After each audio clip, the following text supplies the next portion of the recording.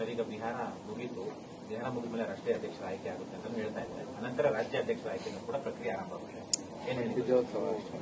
ನಾಳೆ ಸಾಟರ್ಡೆ 8 ಗಂಟೆಗೆ Sankey tank ಹತ್ರ ಟನಲ್ ಪ್ರಾಜೆಕ್ಟ್ ಅನ್ನ ಸ್ಯಾಂಕಿ ಟ್ಯಾಂಕ್ಗೆ ತರ್ತಾ ಇದ್ದಾರೆ. ಅದು ಸ್ಯಾಂಕಿ ಟ್ಯಾಂಕ್ ಉಳಿಸಿ ಅನ್ನೋ ಕಾರ್ಯಕ್ರಮವನ್ನ ನಮ್ಮ ಅಶ್ವಥ್ ನಾರಾಯಣ ಅವರ ನೇತೃತ್ವದಲ್ಲಿ ನಾವೆಲ್ಲರೂ ಕೂಡ ಭಾಗವಹಿಸ್ತಾ ಇದ್ದೀರಿ.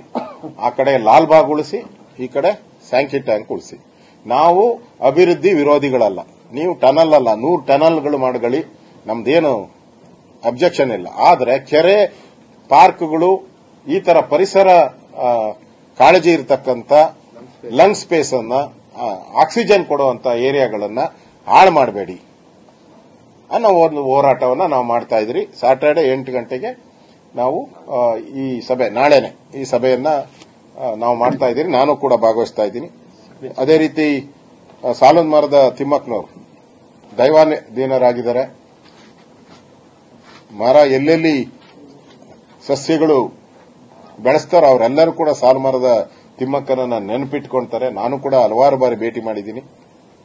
ಒಬ್ಬ ಹಳ್ಳಿ ಹೆಣ್ಣುಮಗಳು ಇಡೀ ದೇಶಕ್ಕೆ ಮಾದರಿಯಾಗೋ, ಇಡೀ ರಾಜ್ಯಕ್ಕೆ ಮಾದರಿಯಾಗುವಂತ ಒಂದು ಸಸ್ಯವನ್ನ ಕಾಪಾಡುವಂತ ಕೆಲಸವನ್ನ ಮಾಡಿದ ಪುಣ್ಯಾತ್ಮೆಯವಳು. ಆ ತಾಯಿಗೆ ಇವತ್ತು ದೈವಾಧೀನರಾಗಿದ್ದಾರೆ. ಅವರಿಗೆ ಆತ್ಮಕ್ಕೆ ಶಾಂತಿ ಸಿಗಲಿ ಅಂತೇಳಿ ಪಕ್ಷದ ಪರವಾಗಿ ನಾವು ಸಂತಾಪವನ್ನ ಸೂಚನೆ ಮಾಡ್ತಾ ಇದ್ದೀವಿ.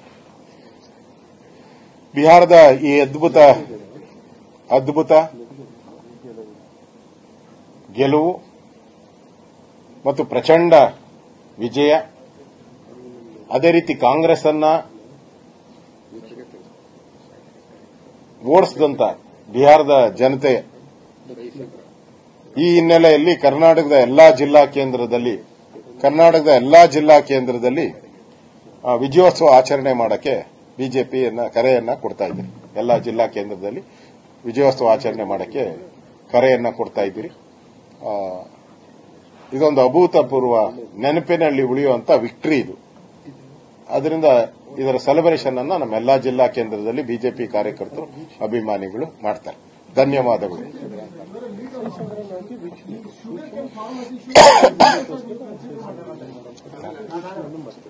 ನಮ್ಮ ವಕ್ತಾರರು ಏನೋ ಹೇಳ್ತಾವ್ರು ನೋಡಪ್ಪ.